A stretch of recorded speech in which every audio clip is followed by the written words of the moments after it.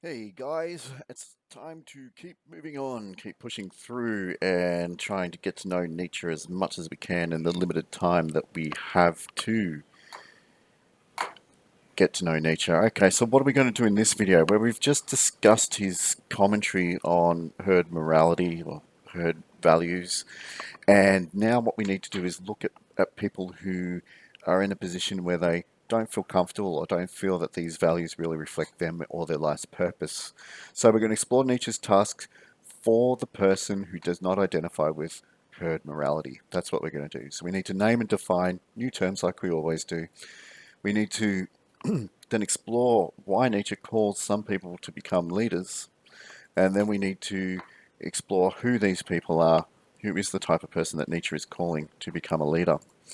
Draw a picture of the most disgusting thing you could imagine would be your APK, because this idea of disgust is really key to understanding his anxiety, or the anxiety that some people should feel according to him, and it will help you really understand some of the aspects of the summary that we're going to provide before we do the reading.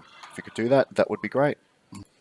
Okay, so in this section, Nietzsche asks a really important question. He says, democracy, which to him is the up and coming thing, equals some kind of herd morality, or it's equated with or synonymous with the values of the herd, right? And it's also symbolic of him to, he's also symbolic of him to some kind of decay or move towards mediocrity of the human spirit or human potential, okay? So he questions, what if you don't actually agree with democracy or other things that are coming about to replace Christianity and Christian moralism? Where do you actually find hope if you don't agree with these values? Well, his answer is have a look at the new philosophers. Remember, these new philosophers are the new spirits who go ahead and forge or create a new set of values, new values. And these new values are meant to be realized by evaluating the old set of values that we have, which this all should be familiar by looking at the previous two summaries. And not only does the free spirit, the new philosopher, question the values and try to argue for and invent their own, they need to go ahead and teach them. And all these values, he argues, well, should, instead of being life-denying values, values that bring everybody back to the level of the herd, and oppress the individuality of the human being, they're ones that actually encourage people to develop the will to power, and to pursue their will to power. And remember, the will to power is supposed to be conceived of as something which is not necessarily harsh or mean. It's something that allows you to become yourself, to realize your self-actualization, and to overcome your obstacles through other people, and through power over other people, and through dominance over other people. So don't always think of this as a nefarious thing, though it could very well be. It could be a negative, horrible, mean thing. He's not arguing that it's not, but it could also just be seen as any way that you can actualize yourself through dominance over others. Okay?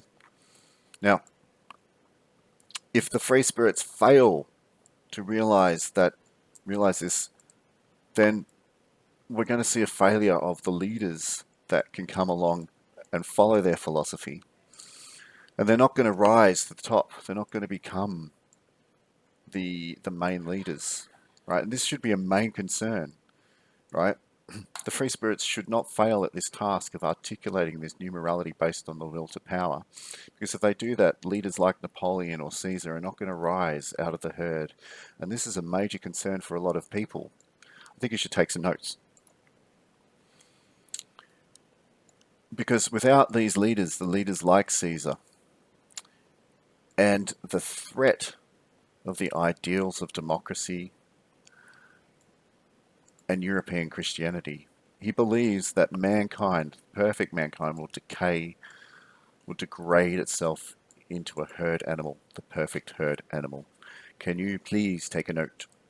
So with this knowledge of what will happen if we don't create the new leaders that can lift us out of mediocrity and banality, out of the values of the herd, and also with the knowledge that greatness in and of itself is infinite, it's inexhaustible, the philosophers, the new free thinking spirits, should be feeling a massive source of anxiety, a huge source of anxiety, because, or so we realize, or because when we think about it, we should feel disgusted that this is where the human being is headed, towards the sheep, towards the herd. Take a note. And with this extreme feeling of disgust, we feel the anxiety. But that anxiety is also a motivation. It's a call to arms to say it's time to do the task and get the task done. So take a note. All right, so let's do reading. We who have different faith, we to whom the democratic movement is not merely a form assumed by political organisation in decay, but also a form assumed by man in decay, that is to say, a diminishment in process of becoming mediocre and losing his value, whither must we direct our hopes? So where must we direct our hopes? So all he's saying is what I said before. If I don't identify with the democratic project because it is the decay of man, where do I find hope? And he says, towards new philosophers, we have no other choice, towards spirits strong and original enough to make a start on antithetical, which means opposite, evaluations, and to revalue and reverse eternal values. So saying to look at those old-fashioned values of Christianity. Towards heralds and forerunners, heralds means people who announce things. Forerunners are people who come before. Towards men of the future, who in the present not together, which means tie together, the constraint which compels the will of millennia onto new paths. So compelling people with this will to power onto new paths. It's pretty easy to get so far. To teach man the future of man as his will, and by this he means will to power, as dependent on human will, and to prepare for great enterprises and collective experiments in discipline and in breeding, so that to make an end of that gruesome dominion of chance and nonsense that has in the past or hitherto been called history. The nonsense of the greatest number is only the latest form. For that a new kind of philosopher and commander will sometime be needed, in face of whom whatever has existed on earth of hidden, dreadful, and benevolent spirits may well look pale and dwarfed. So he kind of thinks, remember this idea of benevolent spirits, again, going back to that idea of the herd morality or Christian morality, which kind of makes us meek, passive, and banal, mediocre. And he just wants to say, right, we want to move on to a new morality which will dwarf it. Is the image of such leaders which hovers before our eyes. May I say that aloud, you free spirits? The circumstances one would have in part to create, in part to employ, to bring them into existence. The conjectural, which means the possible paths and tests by virtue of which a soul could grow to such height and power, it would feel compelled to these tasks. A re-evaluation of values under whose novel pressure and hammer, that metaphor goes to the blacksmith forging or creating, a conscience would be steeled, a heart would be transformed into brass so that it might endure the weight of such a responsibility. So what he's saying is you have to turn into a hardened, strong person in order to assume the responsibility of re-evaluating the new framework. It's not going to be easy. On the other hand, the need for such leaders, the terrible danger they might not appear or might fail, might degenerate. These are our proper cares and concerns, so don't worry so much about being strong enough to do the re-evaluation. Our real concern is that we're not going to be able to help create the leaders. We need to help create the leaders that will move us forward. These are our proper cares and concerns. Do you know that, you free spirits? These are the heavy, remote thoughts and thunderclouds that pass across our life's sky. There are few more grievous pains than one to have beheld, divined, sensed, how an extraordinary man missed his way and degenerated. So saying there are few more disgusting, grievous things than to realize and see a person who had the possibility to be extraordinary degenerated back to the herd.